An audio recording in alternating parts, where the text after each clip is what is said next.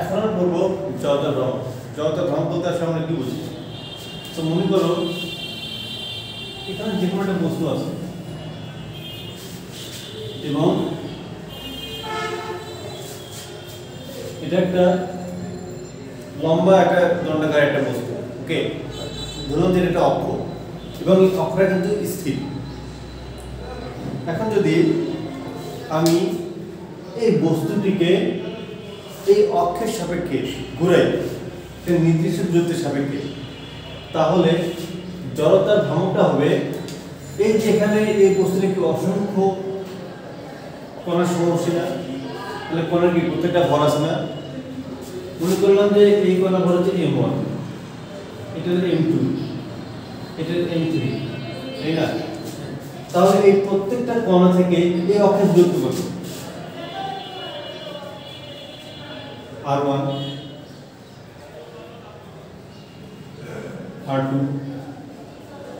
ধরুন যে এইভাবে যে একটা বস্তু অসংখ্য কণা সমন্বয়ে গঠিত, কোনটা পরে m1, কোনটা পরে m2, কোনটা m3, এইভাবে m সংখ্যক, এবং ওই প্রত্যেকটা ভরের অণু থেকে অক্ষের দূরত্ব r1 r2 r3।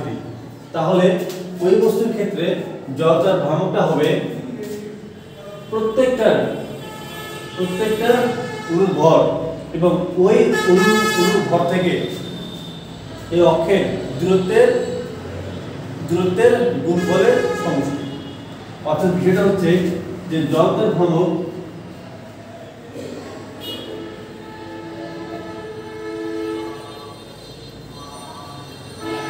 I equal m1 r1 square plus m2 r2 square plus m3 r3 square plus m1 r1 square। বুঝতে পারছো? কিন্তু ভাইয়া ওই যে ওখানে এই যে আপনার এটা কি বললেন? এটা অক্ষ এটা অক্ষটা স্থির। আচ্ছা, এই অক্ষ থেকে ওইটা কি বলছিলেন? ও আমার হচ্ছে মনে করো এই বস্তুটার প্রত্যেকটা অসংখ্য কণা থাকে, আচ্ছা, ওই বস্তুটার দূরত্ব তাহলে এই অক্ষ থেকে ওই বস্তুটার দূরত্ব h হওয়ার কথা না?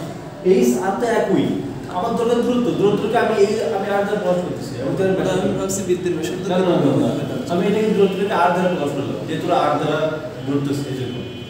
তাহলে বস্তুটার ভর এবং ওই বস্তুর ভর থেকে অক্ষ থেকে দূরত্বের বর্গের গুণফলের সমষ্টি, তাই না? তাহলে অসংখ্য কণা আছে না, প্রত্যেকটা ভর m1 m2 m3 এবং ওটাতে দূরত্ব কি r1 r2 r3 না? তো প্রত্যেকটা দূরত্ব এভাবে চলছে, তাই না? তাহলে আমি কি এখানে লিখতে পারি যে I equal summation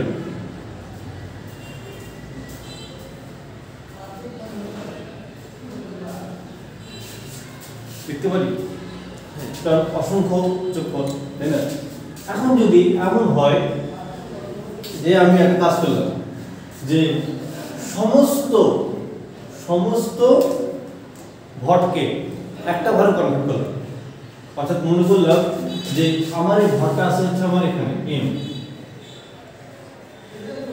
বললাম যে এই এখানে যে বস্তুটা আছে এই বস্তুর ভর m এবং সমগ্র বস্তুটা যে ভর m1 m2 m3 যোগ করলে সমষ্টি, এটাকে আমি m দ্বারা প্রকাশ করলাম। অর্থাৎ আমি বললাম কি বড়দের m equal m1 m2 m3 এইভাবে, ওকে। আর এই যে বস্তুর অনেকগুলো দূরত্ব আছে না, r1 r2 r3, আমি ওই দূরত্বটাকে একটা গড় হিসেবে দূরত্ব ধরলাম, মানে একটা অ্যাভারেজ দূরত্ব। ওই অ্যাভারেজ দূরত্বটাকে আমি ধরলাম হচ্ছে শুধুমাত্র r, ওকে। তাহলে আমি সবগুলো m এর পরিবর্তে আমি কি লিখতে পারি? m। আর গড় দূরত্ব হিসেবে কি লিখতে পারি? r, তাই না? তাই না? এটাই I equal m আছে, এটা হচ্ছে জড়তার ভ্রমণ।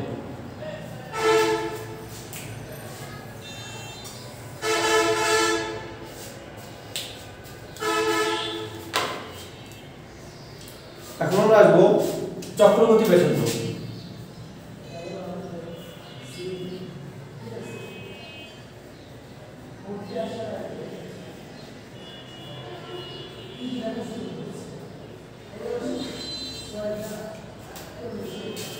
দেখা হবে চক্রবর্তীর ব্যাসার্ধটা কি? চক্রবর্তীর ব্যাসার্ধটা হচ্ছে এই যে দেখো, আমি ধরে নিলাম যে প্রত্যেকটা আলাদা আলাদা দূরত্ব থেকে একটা অ্যাভারেজ একটা দূরত্ব নিলাম, সেই অ্যাভারেজ দূরত্বটাকে আমি এখানে আর ধরলাম, তাই না? এখন এই যে আর প্রত্যেকটা কোণার জন্য আলাদা আলাদা যে আমি দূরত্ব নিলাম, তো আমি ওই দূরত্বটাকে একটা দূরত্ব কনভার্ট করলাম। সো এই যে আমি দূরত্বটাকে নিচ্ছি না,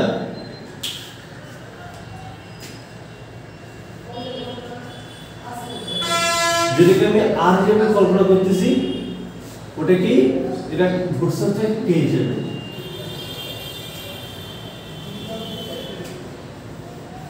ওকে, এই যে অসংখ্য দূরত্বটাকে আমি একটা দূরত্ব হিসেবে কনভার্ট করলাম, অর্থাৎ আমি ধরে নিলাম কি যে এই বস্তুটার m1 m2 m3 সমস্ত ভর একটা জায়গায় পুঞ্জীভূত আছে। অর্থাৎ আমরা মহাকর্ষ অভিকর্ষে চ্যাপ্টারে কি দেখছি যে একটা বস্তুর ভর যদি একটা জায়গায় কেন্দ্রীভূত হয় তখন ওই অংশটা কি বলে? ভর কেন্দ্র। তো ধরলাম যে ওই বস্তুটার ভর কেন্দ্র হচ্ছে এইটা। ওকে, তাহলে ওই বস্তুর ভর কেন্দ্র থেকে এই অক্ষের যে দূরত্বটা, ওই দূরত্বটাকে আমরা ধরুন কে, এবং এটাকে আমরা ধরুন চক্রবর্তী ব্যাসার্ধ। বুঝতে পারছো? তো আমি যেখানে এই আরটাকে ধরছি চলটা রাউন্ড মানে বের করার সময়, সো ওটাকে আলাদাভাবে বলা যায় যে চক্রবর্তী ব্যাসার্ধ। বুঝতে পারছো?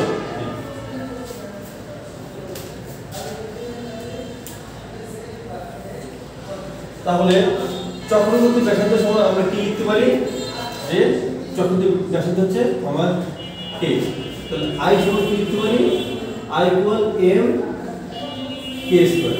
তাহলে k ইকুয়াল কি লিখতে পারি? √i by m।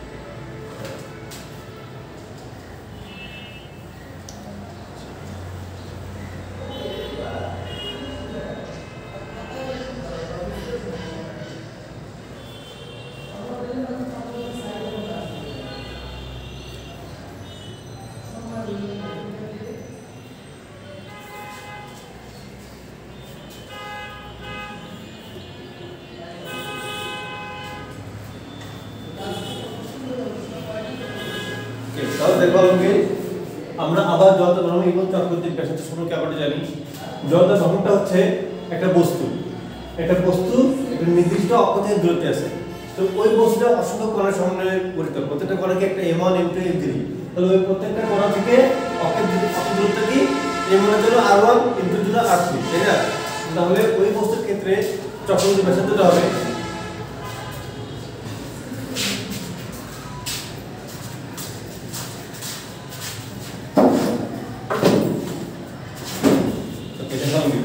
তাহলে এই বস্তুটার জন্য এই অক্ষের সাপেক্ষে চক্রবর্তীর জড়তার ভ্রামকটা হবে ওই বস্তুটার প্রত্যেকটা কোণার ভর এবং ওই ভর থেকে ওই অক্ষের দূরত্বের বর্গের গুণফলের সমষ্টি। তার মানে m1 এর জন্য r1 m1 r2, m2 এর জন্য m2 r2 স্কয়ার, m3 এর জন্য m3 r3 স্কয়ার, তাই না? যেহেতু জড়তার ভর বলতে কি সমস্ত ভরের জন্য সমষ্টি বোঝাচ্ছে, তাহলে আমি ধরে নিলাম কি ওই বস্তুটার সমস্ত ভর একটা জায়গায় পুঞ্জীভূত অবস্থায় আছে। ওই পুঞ্জীভূত ভরটা কি? m, এবং ওই m থেকে ওই অক্ষের দূরত্বটাকে আমরা কি ধরলাম? r। তাহলে আমরা কি লিখতে পারি? যে সামেশন অফ ছোট হাতের m এর জায়গায় বড় হাতের m এবং r এর জায়গায় আমরা r লিখি। বুঝতে পারছো? আর চক্রবর্তী ব্যাসার্ধটা কি? এই যে আমরা ধরে নিলাম কি ওই বস্তুটার সমস্ত ভর একটা জায়গায় পুঞ্জীভূত অবস্থায় আছে এবং পুঞ্জীভূতটা কি m। ওই পুঞ্জীভূত অংশ থেকে অক্ষের যে দূরত্বটাকে ওটাকে আলাদাভাবে নামকরণ করা হয় চক্রবর্তী ব্যাসার্ধ, যেটাকে বলা হয় কে দ্বারা। আমরা শুধু জাস্ট ওই r স্কয়ার যায় k স্কয়ার বসেছি এবং k সমান √i/a। ওকে, তাহলে এখন যদি তোমাদের যে বলি যে চক্রবর্তী জড়তার ভ্রামকের একক কি? বলো। এখানে তো বোঝা যাচ্ছে mr স্কয়ার, ভর একক কি? Metre kg. কেজি কত? Kg metre square. আর কি মাত্রা? m l square. আর চক্রবর্তী ব্যাসার্ধ তো আমরা জানি, বুঝতে পারছো? সো এর যেমন জড়তার ভ্রামক এবং চক্রবর্তী ব্যাসার্ধ।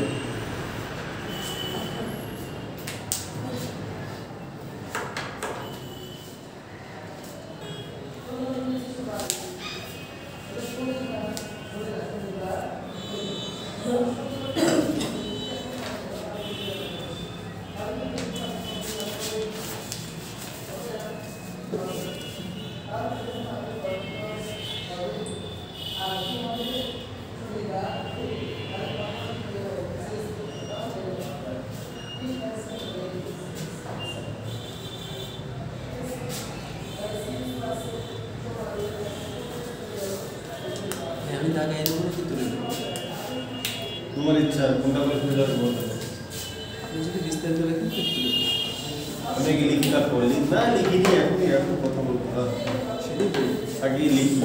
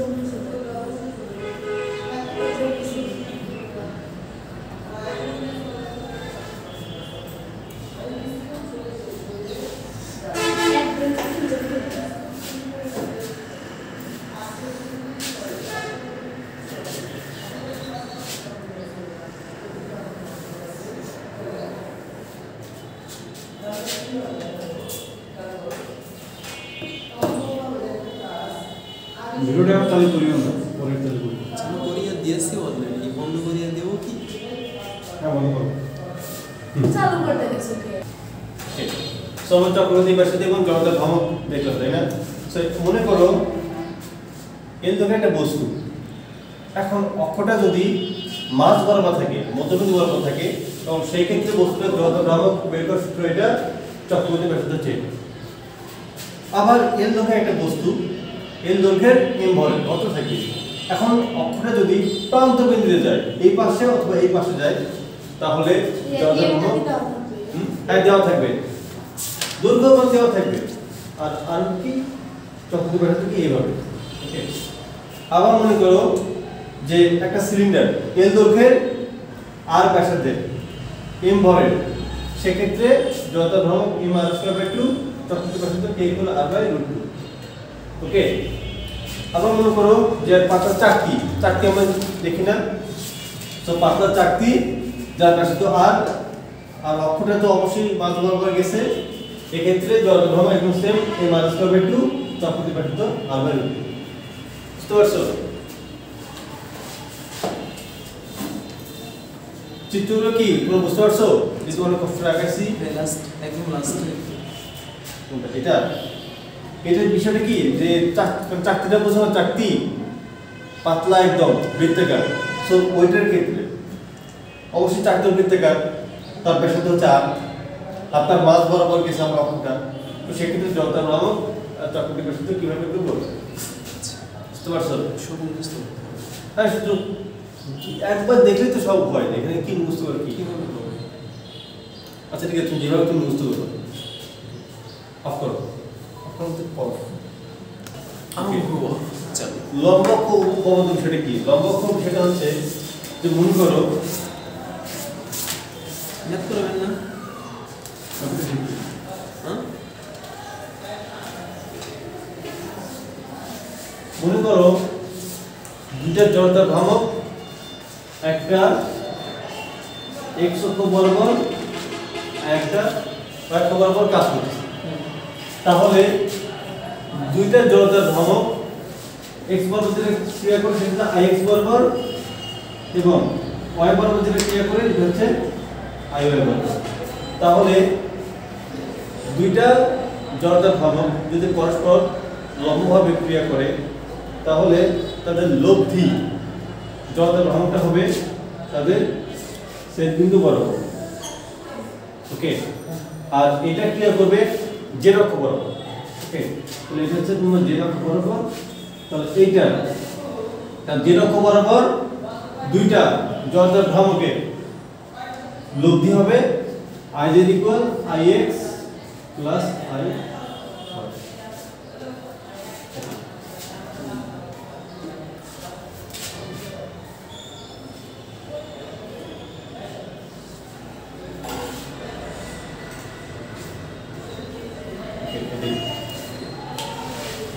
বুঝতে পারছো লম্ব উপপাদ্য? জি।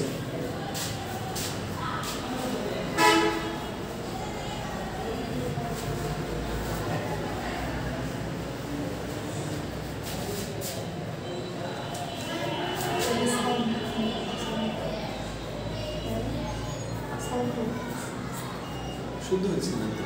অসম্ভব।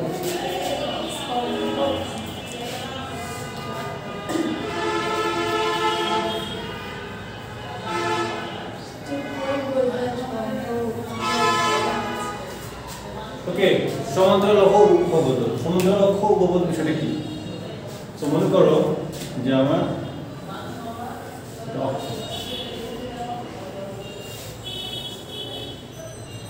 এটা বস্তু। ওকে, সো এখানকার জড়তার ভ্রামক m, সরি জি। ভরকেন্দ্রটাকে আমি ইন্টার ক্রস করলাম। ওকে, আর এই ভরকেন্দ্র থেকে অক্ষের যে দূরত্বটা এটাকে প্রকাশ করা হচ্ছে এইটা। তার মানে সমান্তরাল অক্ষ উপপাদ্য বলতে বোঝাচ্ছে এটা কোনটা? m ভর একটা বস্তু। ওকে, সমান্তরাল অক্ষ উপপাদ্য আমি যে একটা লিখি i =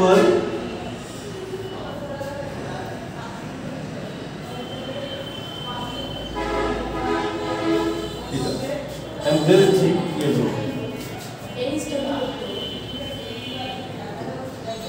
সমান্তরাল অক্ষের উপপাদ্যের ক্ষেত্রে আমরা লিখতে পারি i = ig + mh²। ওকে, তার আগে আমরা ig সমান কি জানি? ig সমান বলতে বোঝাচ্ছে g বলতে বোঝাচ্ছে মূলত এই যে এটা ভর কেন্দ্র। ওকে, সো ig বলতে বোঝাচ্ছে যে এই ভর কেন্দ্র অক্ষের সাপেক্ষে এই ভর কেন্দ্রের জড়তা হবে। তাহলে ig বলতে আমরা কি?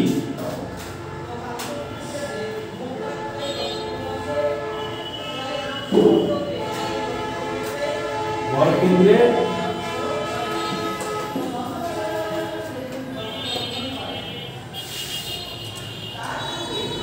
জড়তা মান। ওকে, এইটা কি? অক্ষ এবং ভর কেন্দ্রের মধ্যবর্তী দূরত্ব।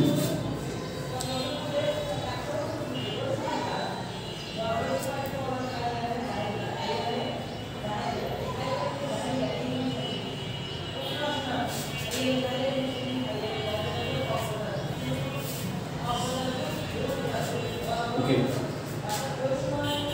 এমটা কি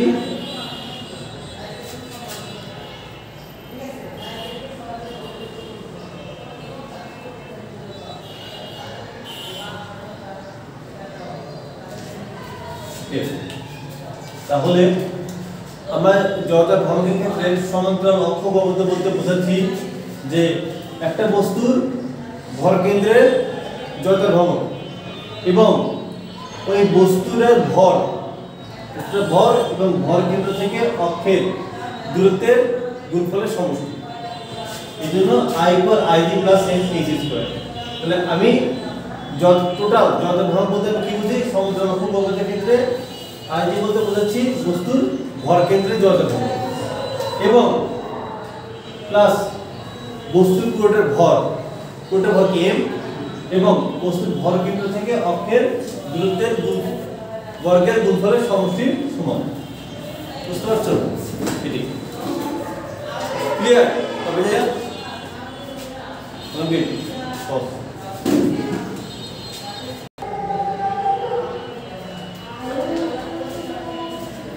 ওকে দেখো এটি ঘূর্ণায়মান বস্তুর ভর 2 কেজি, তার মানে আমার কি আছে m।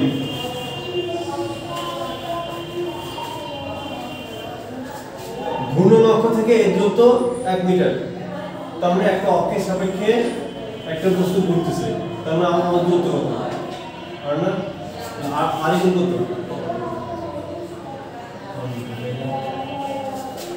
সো আমাদের কি বলছেন জড়তার ভ্রমণ বের করতে হবে, তাই না? সো আমি জড়তার ভ্রমণ শুনে কি জানি I = ml²।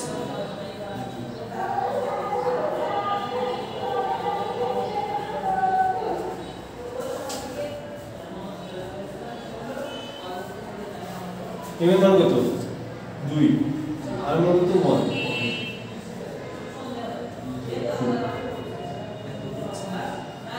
কেজি। বুঝতে পারছো? আমার জড়তার ভ্রমণ বের করা শেষ। এবার কি হচ্ছে? আমরা কৌণিক গতিশক্তি বের করতে, তাই না? সো কৌণিক বেগ থেকে আমরা কি বের করি? ওমেগা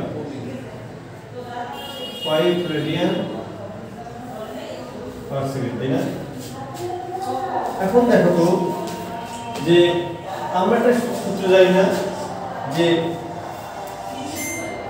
E অথবা U সমান হাফ mv², তাই না? তো আমার এটা কখন ব্যবহার করি? যখন আণবিক বরাবর উল্লম্ব বরাবর আমরা গতিশক্তি বের করি, তাই না? মানে রৈখিক গতিশক্তি এটাকে বলে। বাট আমি যদি কৌণিক ক্ষেত্রে যদি আসি তো ওমেগা হবে না? তো সেক্ষেত্রে কি হবে? k = E কত? Half m omega. বুঝতে পারছো? তাহলে কি হবে? অর্থাৎ কৌণিক ঘূর্ণন মানে কৌণিক গতিশক্তি, যেখানে ঘূর্ণন সেখানে কৌণিক।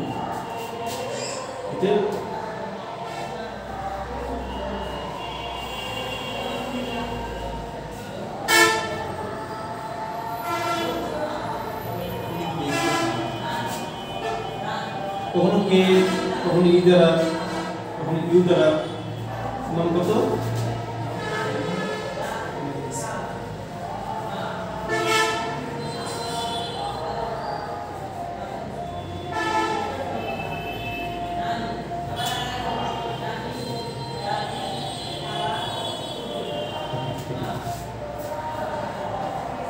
তো গতিশক্তি আর কি জুল। বুঝতে পারছো? সেটি সো ক্লিয়ার অঙ্কটা?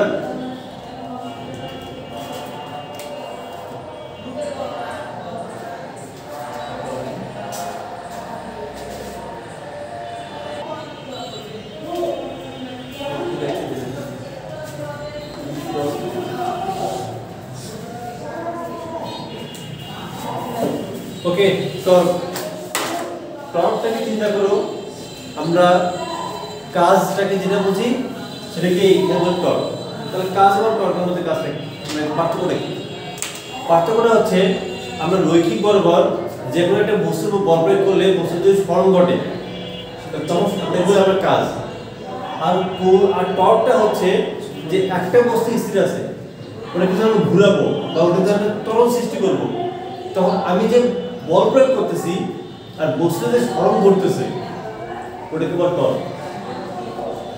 অর্থাৎ একটা স্থির বস্তুকে গতিশীল করার জন্য বা একটা গতিশীল বস্তুকে স্থির করতে গেলে আমি যে বল প্রয়োগ করতেছি, বল প্রয়োগ করার ফলে যে সরণটা হচ্ছে ওটাকে বলবো আমরা টর্ক।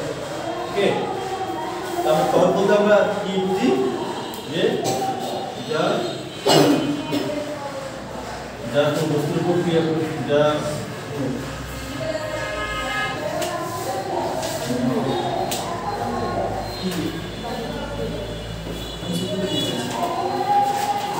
ক্রিয়া করে।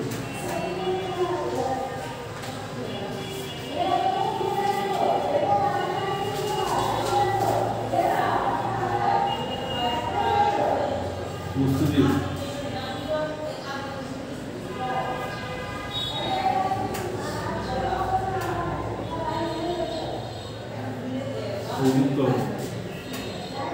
ত্বরান্বিত করে।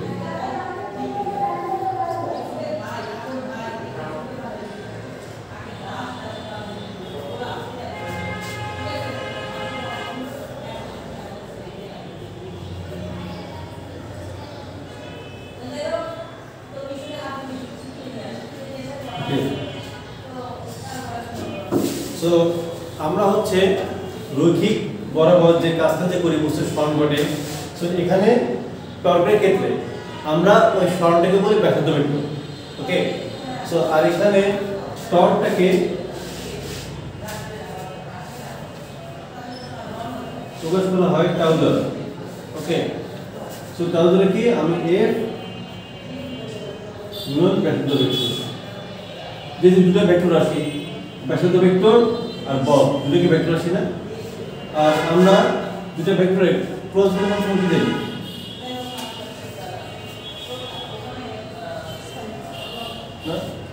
আর থিটা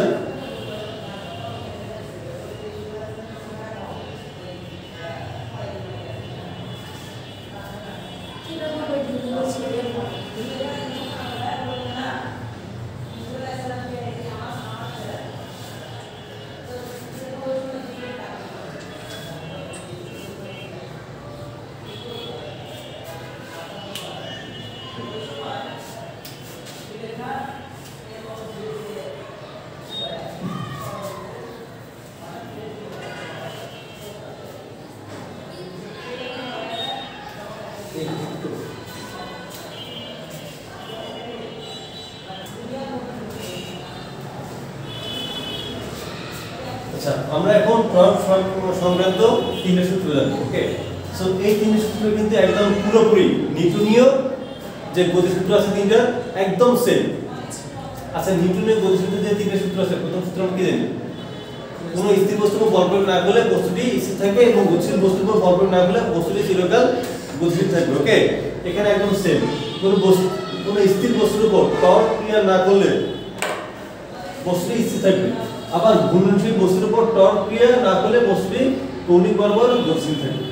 বুঝতে পারছো? একদম সেম। দ্বিতীয় সূত্র হচ্ছে আমরা নিউটনের গতিসূত্রে দ্বিতীয় সূত্র কি জানি? বস্তুর ভরবেগের পরিবর্তনের হার বস্তুর উপর প্রয়োগকৃত বল সমানুপাতিক। বল যেদিকে ক্রিয়া করবে বস্তুর ভরবেগের পরিবর্তন সেদিকে ঘটে। এখানে সেম, বস্তুর কৌণিক ভরবেগের পরিবর্তন হার এর উপর প্রযুক্ত টর্কের সমানুপাতিক। বল আর এখানে টর্ক, আর টর্ক যেদিকে ক্রিয়া করবে কৌণিক ভরবেগের পরিবর্তন সেদিকে করবে। সো আমরা কি করছি? নিউটনের গতিসূত্রে আমরা কি জানি? F ইকুয়াল m না, এটা কি ভর, এটা কি ত্বরণ। সো এই ক্ষেত্রে আমরা যেহেতু টর্ক নিয়ে কাজ করতেছি এবং টর্ক এবং বল দুটো কি সেম না এখানে। সো টর্ক সমান কি জানি? টাউ m যায় কি জড়তার ভ্রমণ। আর আমরা যেহেতু ঘূর্ণনশীল বরাবর, সো আমরা ত্বরণের জায়গায় আমরা কি নেব? কৌণিক ত্বরণ। কৌণিক ত্বরণ কি বুঝতে পারছো? আলফা কৌণিক ত্বরণ আলফা, আর ওমেগাটা কি কৌণিক বেগ। ওকে, বুঝতে পারছো? এই জন্য আমরা টাউ ইকুয়াল আই আলফা। আমি প্রমাণটা দেখালাম। ওকে, প্রমাণ কি দেখাতে হবে? প্রমাণ দেখাতে হবে? হ্যাঁ, ঠিক আছে। না, তোমার যদি প্রমাণ দেখাতে হয়, আচ্ছা ঠিক আছে, একটু দেখেন। সো আমার কি হচ্ছে? আমার টর্ক, তাই না? চল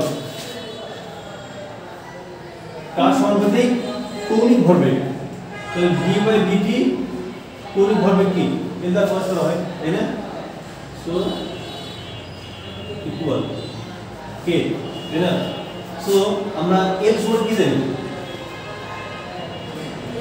কৌণিক ভরবেগ সমান আমরা কি জানি l সমান কি কৌণিক ভরবেগ সমান আমরা কি জানি আমরা p সমান জানি কি জানি mv তাহলে কৌণিক ভরবেগ সমান আমরা কি জানি l সমান এটা কি চাও এটা কি কৌণিক ভরবেগ আমি লিখে দিতে চাই কৌণিক ভরবেগ সমান কি দেখো কৌণিক ভরবেগ সমান আমি কি লিখে দিয়েছি এটা কি রসায়ন রসায়নে কেন রসায়নের কৌণিক বেগ আছে কৌণিক ভরবেগ দেখো তো কৌণিক ভরবেগ কৌণিক বেগ কৌণিক ভরবেগ ভরবেগ না কৌণিক বেগ আছে তারপরে যাও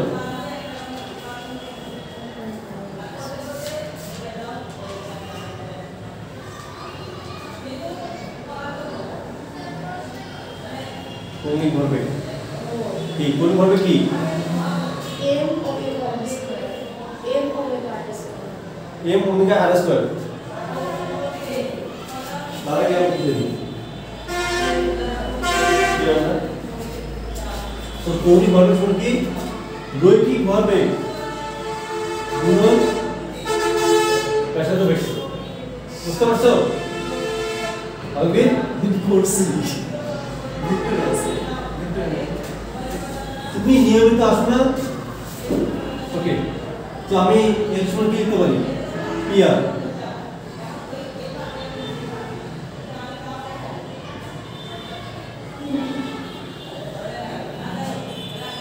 তাই না তাও সমান কি জানি টিটা হয়ে গেল পি সময় সাপেক্ষে পরিবর্তন হচ্ছে ডি ডি ডিটি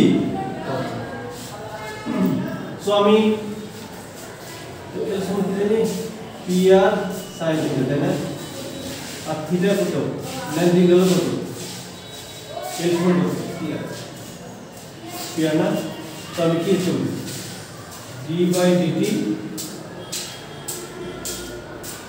স্যার 8 করে সাবাই দেব কিন্তু আসবে না আর না ভাই কি এরই পাচ্ছেন না হাই লেট করা আচ্ছা হ্যাঁ আচ্ছা ঠিক আছে আমার শুনে করা অনেক কিছু নিয়ে এসেছি বলি ঠিক আছে কাউন্ট করে আচ্ছা ঠিক আছে ওকে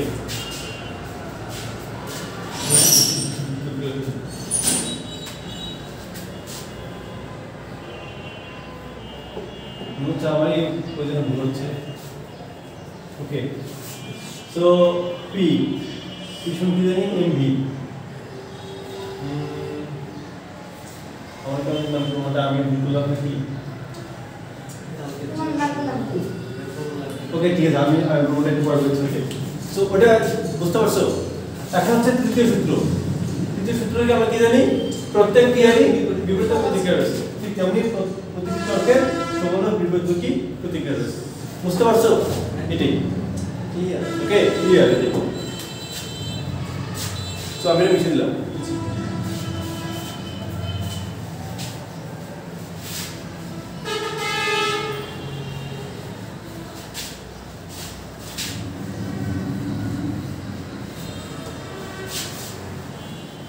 দাঁড়াও ওটাকে আগে একটু সাইজ করি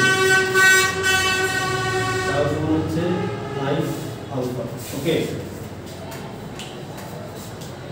সো তাও সমান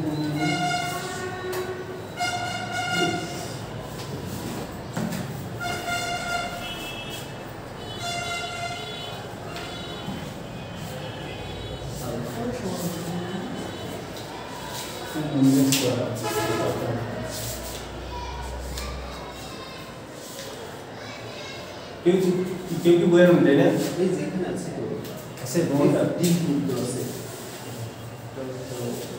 হ্যাঁ এটা আসলে এফডি ওর ভিতরে দুটো সাইড আছে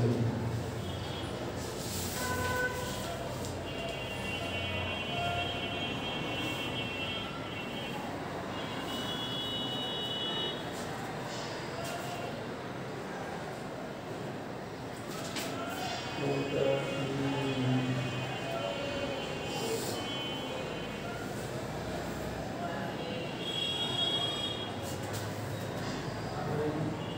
square.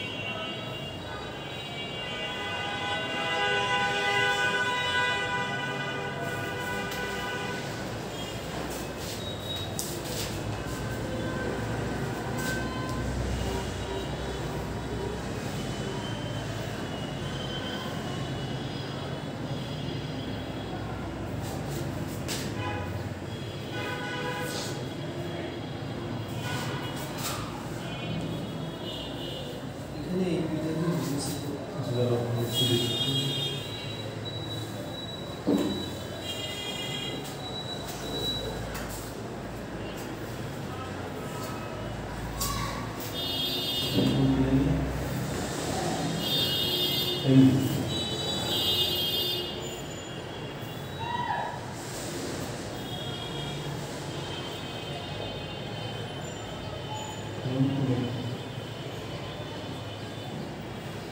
ওকে ঠিক আছে করি এম ওমেগা আর